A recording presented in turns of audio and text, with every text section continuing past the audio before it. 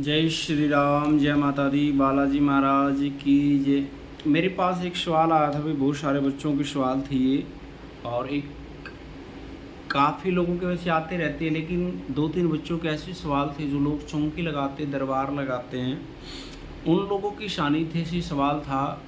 और सवाल भी बहुत इंटरेस्टेड है और जानकारी का विषय है। ऐसी सी चीज़ के बारे में जानकारी हमारे को होने की आवश्यकता होती है। जिस तरीके से भी हम दरबार लगाते हैं, हमारे पास शक्तियाँ चलती हैं, और शक्तियाँ चलती है तो हमने किन शक्तियों की सानिध्य में जाना चाहिए, किन शक्तियों की शरणागत जा करके हमने भोग देना चाहिए। कुछ लोग इस भ्रम में रहते हैं कि हमारे यदि हम उन शक्तियों को भोग नहीं देंगे तो हमारे लैग लग जाएगी। लैग किस किस शक्तियों की लगती है? मशानी शक्तियाँ होती हैं, उनकी बहुत सारी शक्तियों की लैग लगती हुई। बहुत सारी जैसे बाबरी शक्तियाँ होती हैं, उनकी भी लैग लग जाती है हुई। लेकिन लैग कब नहीं लगती आपके पास? यदि आप गद्दी चला रहे हो और उनकी शक्तियाँ आ जाती हैं, आप उनको भोग नहीं देते या उनका जाप नहीं करते, क्या आपके पास में उनकी लैग लग जाएगी? लैग का मतलब क्या होता है भाई? जो बिना किसी कारण से उनको हमने भोग देना पड़ेगा, या उनको प्रसाद देना पड़ेगा, या उनके निमित्त वस्त्र देने पड़ेंगे, या उनके निमित्त हमें कुछ कार्य करना पड़ेगा, उसको बोलते हैं लैग लगना। भाई हम किसी धाम पर वैसे किसी का प्रसाद खा लिया और किसी भक्तों के पास हम चले जाते, वो कह देते जी फलाने आपको उस देवी की लैग लग गई है, हम तो उसको जानते भी नहीं है जी, ना वहाँ पे जाते हैं, हम तो उसकी लैग कैसे लगती है? कुछ लोग वहाँ से प्रसाद खा लेते हैं, या वहाँ पे धाम पे भूल के चले जाते हैं, तो देवियों की लैग लग जाती है। लैग नॉर्मल इंसानों की लगती है, शक्ति वालों की लैग जल्दी से नहीं लगती। और उन शक्ति वालों की लैग नहीं लगती जिनके ऊपर भगवान शिव और शक्ति का आदेश होता है, या जो 5 शक्तियाँ बड़ी होती हैं उनके आदेश होते हैं, उनके कभी लैग नहीं लगती। इसके बारे में गहराई से जानकारी दूँगा। जो लोग खास करके चौंकियाँ लगाते हैं या नॉर्मल लोग भी हैं, उनको ये जानकारी की आवश्यकता होनी चाहिए। घबराने की ज़रूरत नहीं है किसी को भी, भाई हमारे लैग लग जाएगी, ऐसा कुछ नहीं होता भाई। होता भी है लेकिन ऐसा कुछ नहीं होता। जिनके पास शक्तियाँ चलती है उनको जल्दी से लैग नहीं लग पाती किसी भी शक्ति की। क्यों नहीं लग पाती, इसका कारण क्या है, वो उसकी जानकारी में लास्ट तक अंत में दूंगा। क्यों नहीं लग पाती, इस वीडियो को आप अंत तक ज़रूर देखना। और जिन्होंने चैनल को सब्सक्राइब नहीं किया, चैनल को सब्सक्राइब करें। हमारा बालाजी दरबार लगता है, दरबार से ऑनलाइन पूछा भी ले सकते, दरबार की व्हाट्सएप नंबर पे जानकारी लेकर के लेते हैं।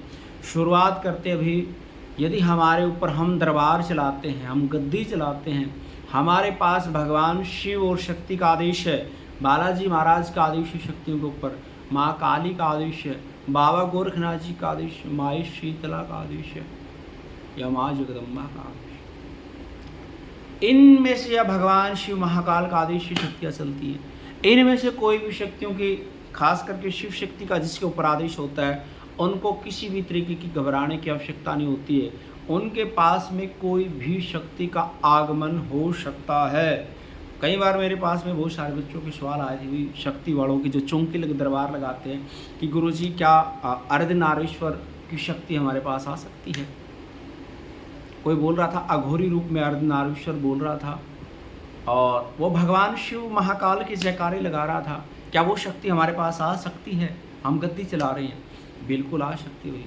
भगवान शिव और शक्ति अकेले भगवान महाकाल का आदेश हो तब भी ऐसी शक्ति आ सकती है, और शिव शक्ति का आदेश भी आ सकती है। कोई भी शक्ति आ सकती है, उसे घबराने की आवश्यकता नहीं होती। ना उससे कोई उसको अलग से भोग देना पड़ेगा, ना उसके लिए उसको अलग से कोई दीप जलाना पड़ेगा, ना उसको अलग से किसी प्रकार का उसके लिए जाप करना पड़ेगा। लेकिन देना कैसे है भोग, और ताकि उसकी लैग भी ना लगे, ना हमारे ऊपर कोई ऐसी समस्या है, वो देना कैसे, करना कैसे। जो शक्तियाँ गद्दी चलाते खासकर उन लोगों के लिए होता है, जो बिना गद्दी वाले होते हैं उनके पास ऐसे आदेश कम होते हैं, ना के बराबर होते हैं, गद्दी वालों के पास ज़्यादा होते हैं। घबराने की आवश्यकता नहीं है भाई, आपको उसके लिए अलग से भोग देना या ना देना नहीं, बिल्कुल नहीं देना। शिव शक्ति के आदेश से कोई भी शक्ति आ सकती है भाई, भूत की, प्रेत की, जिन की, जनाद की, माता की, मशानी की, काले कलवे, पीर, फकीर, कोई भी आ सकता है जिसके ऊपर शिव शक्ति का आदेश होता है। लेकिन एक ध्यान रखना, पहचानना, खास करके कोई नेगेटिविटी भगवान शिव के जयकारे लगाते हुए ऐसी शक्ति तो नहीं आएगी। लेकिन एक चीज़ का ध्यान रखना, शिव शक्ति का आदेश शक्ति आएगी, कोई भी नेगेटिविटी भी आएगी, कोई प्रेत रूप में भी आएगी, तो भी आपका भला करने के लिए ही आएगी। शक्ति शिव शक्ति का आदेश है, तो ध्यान रखना ये। आदेश से आएगी तो, यदि बिना आदेश से आएगी तो उसके लिए कोई गारंटी नहीं होती। आदेश से आएगी तो शक्ति शिव शक्ति का आदेश से आती है। इस चीज़ की ध्यान जानकारी रखना चाहिए, अन्यथा कोई भी गलत शक्ति है शिव शक्ति का आदेश से नहीं आ सकती। इस चीज़ की आवश्यकता है। दूसरा, हमें भोग कैसे देना चाहिए शक्तियों को। शक्तियों को भोग देने के लिए सबसे पहले हमें, यदि शिव शक्ति का आदेश लगाओ, कोई भी आपके पास शक्तियाँ आ रही हैं, माई शीतला की आ रही है, माई चुगान वाली आ रही है, कोई भूत की, प्रेत की, जिन जनात, कोई अर्धनारीश्वर, कोई मशान, कोई किसी तरह का कोई काले कलबे आ रहा है, आपने अलग से उनको भोग देने की आवश्यकता नहीं है। अभी आप सिर्फ एक ही बोलना भोग देते समय, भगवान शिव जो भी आपके आदेश से शक्तियाँ आ रही हैं, आप उनको सभी को भोग देना, मैं आपको भोग दे रहा हूँ, भगवान शिव को भोग दे दो, ये बात बोल करके। तो इस प्रकार से आप शक्तियों को भोग दोगे, किसी भी शक्ति की लैग नहीं लगेगी आपके ऊपर। अलग से भोग देना शुरू कर दोगे, बाबा अर्धनारीश्वर आए थे, आप मेरे ऊपर शक्ति के रूप में मुझे आदेश दे करके गई थी, मैं आपको अलग से भोग दे रहा हूँ, वो अलग से मांगना शुरू कर देंगे, फिर आपको समस्या हो जाएगी। इस चीज़ का ध्यान रखना है। जिसके आदेश और लगते हैं शक्ति के ऊपर, उसी शक्ति को आप भोग दो, वो शक्ति अपना आप दे दी उसे, क्योंकि उसी के आदेश से वो शक्ति आई है। तो इसलिए घबराने की आवश्यकता नहीं होती। खासकर जो बच्चे चौंकियाँ लगाते हैं उनके इस तरीके का सामना करना पड़ता है। और जो बिना आदेश की शक्तियाँ आती हैं उनके ऊपर संदेह होता है, और संदेह करना चाहिए। कोई भी नेगेटिविटी शक्ति का रूप लेकर के आ सकती है, और जब उसको आप भोग देना शुरू कर दोगे तो आप नेगेटिविटी रूप में आपको ऊपर मजबूत हो जाएगी और आपको बर्बाद कर देगी। इन चीज़ का ध्यान खासकर शक्ति वालों ने रखना चाहिए। इसी तरीके से आपके साथ में बालाजी महाराज के आदेश की शक्तियाँ आ रही है, कोई भी शक्ति आ रही भाई, जैसे बाबा समाधि वाले की शक्ति आ जाती है, प्रेतराज बाबा की शक्ति आ जाती है, भैरवनाथ की शक्ति आ जाती है, बाबा के बहुत सारे अन्य जो सेवादार होते हैं, गण होते हैं, दूत होते हैं, वीर होते हैं, उनकी शक्तियाँ आ जाती हैं बाबा के आदेश से। तो आपको उनको अलग भोग देने की आवश्यकता नहीं है। बाबा आपके आदेश से जितनी भी शक्तियाँ चल रही हैं मैं उनको भोग दे रहा हूँ, बस बात खत्म, कोई लैग नहीं लगेगी आपको, निश्चिंत होकर शुक्रिया। मेरे पास भी ऐसा सवाल आया था भाई, और खासकर मैं कुछ मेरी जानकारी इस सवाल को पूछ रहे थे कि आपके पास माता जैसे माई पाथरी वाली आती है, लैग लग जाएगी आपके ऊपर, क्योंकि हम भाई माई पाथरी वाली को मानते नहीं हैं, ना हम जाते हैं, और शक्ति के रूप में आ जाती है तो डरने की आवश्यकता नहीं है।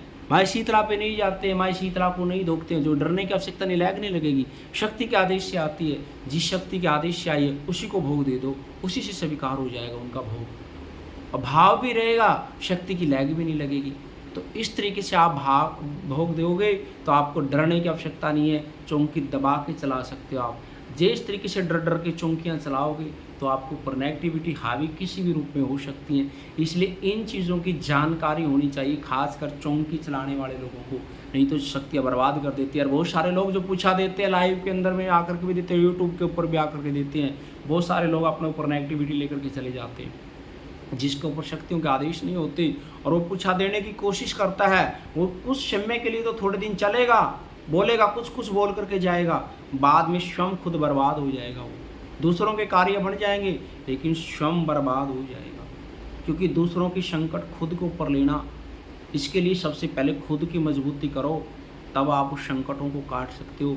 अन्यथा नेगेटिविटी आपके ऊपर रह जाएगी, और जो आप किसी को कार्य बता रहे हो उसका कार्य बनता रहेगा, नेगेटिविटी बनाती रहेगी, आपको ऊपर नेगेटिविटी हावी होकर के वही आभास करवाएगी, आपको बर्बाद कर देगी, आपके कार्य नहीं बना पाएगी। इस चीज़ का ध्यान रखना चाहिए। इसी प्रकार माँ काली के आदेश से कोई शक्तियाँ आती हैं, बाबा गोरखनाथ जी के आदेश से शक्तियाँ आती हैं। जैसे कोई भी बावरियों की शक्ति होती है उनकी भी लैग लग जाती है।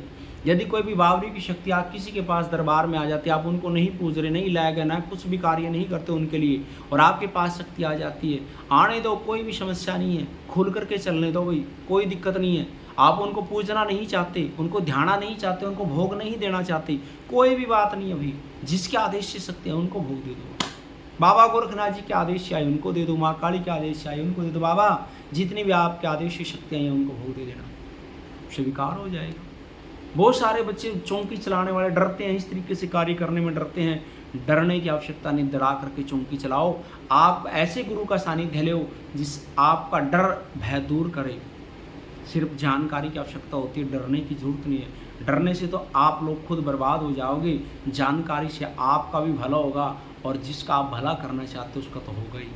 तो इसलिए शक्तियों के बारे में जानकारी लेने की आवश्यकता होती है, न कि उनसे डरने की आवश्यकता होती है, न घबराने की आवश्यकता। इसलिए इस तरीके से आप जानकारी लेकर के आगे बढ़ोगे तो शक्ति आपका साथ भी देंगी, आगे भी बढ़ाएंगी और आपका कार्य भी करेंगी। इसलिए शक्ति से घबराओ ना, उनकी गहराई से जानकारी लेकर के आगे बढ़ो।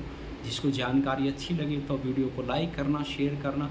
माँ भगवती बालाजी महाराज भगवान शिव की कृपा उनके परिवार पर बनी रही।